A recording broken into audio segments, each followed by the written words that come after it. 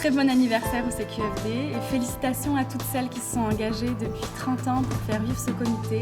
Il y a eu des hauts, il y a eu des bas, il y a eu des périodes de financement, des périodes sans financement et le comité a réussi à survivre et à se renforcer au fil des ans. Longue vie et que l'engagement continue.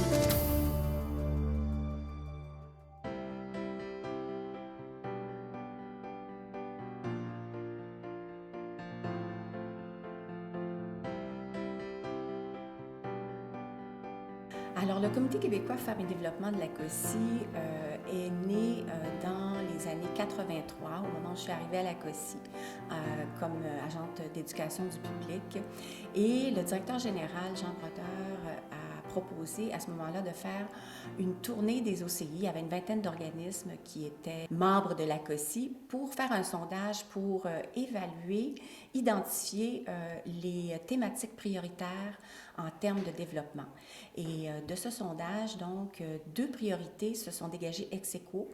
Une première priorité qui était de la question de la participation des femmes dans le développement et l'autre étant la question de la faim dans le monde. Alors, suite à ça, donc, il y a eu plusieurs réunions de réflexion et on travaillait à l'élaboration d'une charte de principes pour la création du Comité québécois Femmes et Développement. Le premier objectif était un objectif d'information et de sensibilisation des ONG à la question de la participation des femmes dans le développement.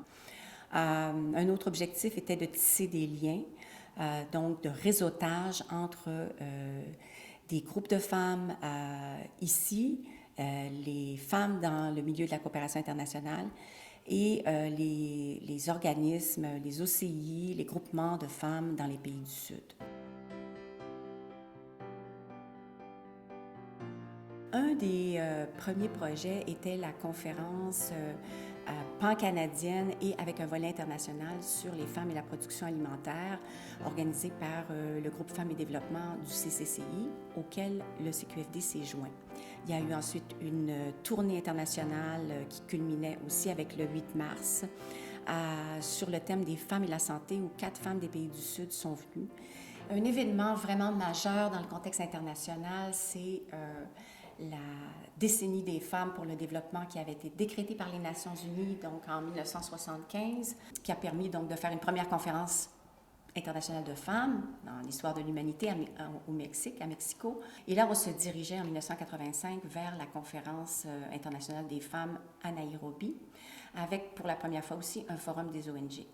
Donc, ce qui nous a permis aussi de participer à cette conférence-là et d'envoyer des représentants, 10 représentantes d'ONG à la conférence.